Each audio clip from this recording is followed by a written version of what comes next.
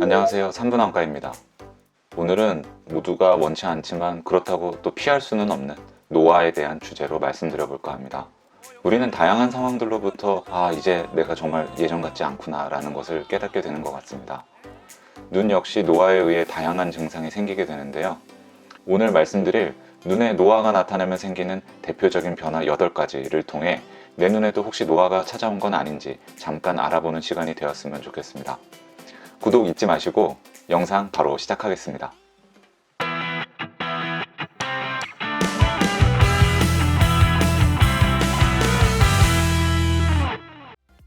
첫 번째, 가까운 글씨가 초점이 안 맞기 시작한다.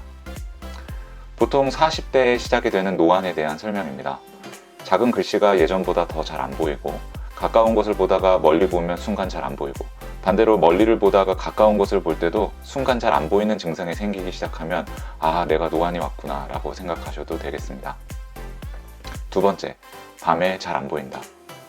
최근 들어 밤에 뭔가를 보고 인식하는 게 어려워졌다면 역시 노화에 의한 증상일 수 있습니다.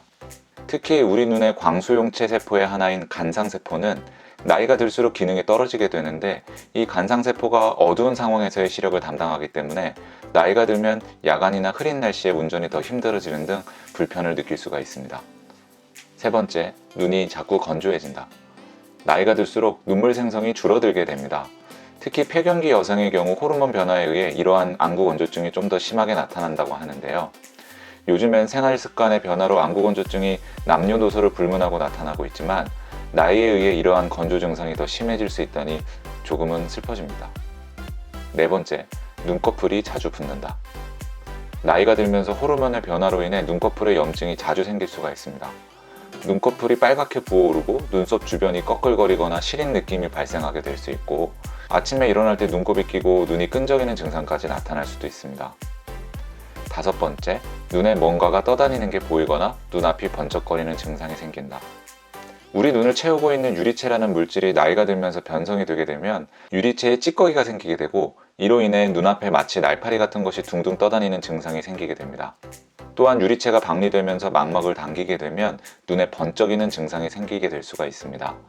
고도근시의 경우는 어린 나이에도 이런 증상이 발생할 수 있지만 대체로 나이가 들면서 발생하게 됩니다.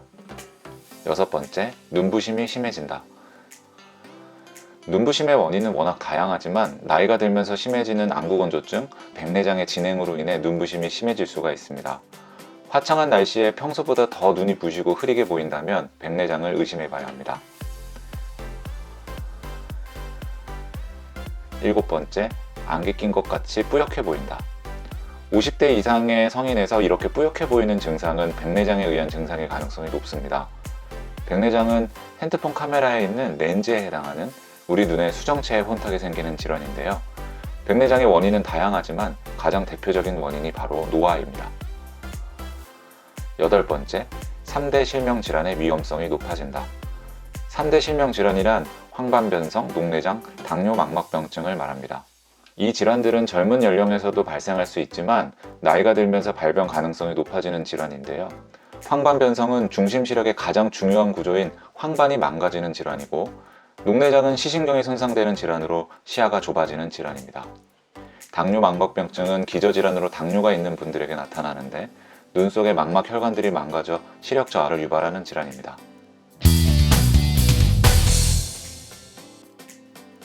진시 황제도 피할 수 없었던 노화. 노화를 막을 수 없다면 그럼 우리는 눈에 나타나는 노화를 어떻게 대해야만 할까요? 저는 40대 이상의 성인들에게는 아무런 증상이 없더라도 1, 2년에 한 번 정도씩은 눈 검진을 받아보실 것을 권유드립니다. 실명을 유발한다고 말씀드린 황반변성, 녹내장, 당뇨 망막병증은 만약 초기에 진단만 잘 된다면 실명에 이르는 상황을 충분히 예방할 수가 있는데요. 문제는 병의 초기에는 특별한 증상이 나타나지 않는 경우가 적지 않다는 것입니다. 증상이 없더라도 검진을 강조드린 이유가 바로 이것입니다.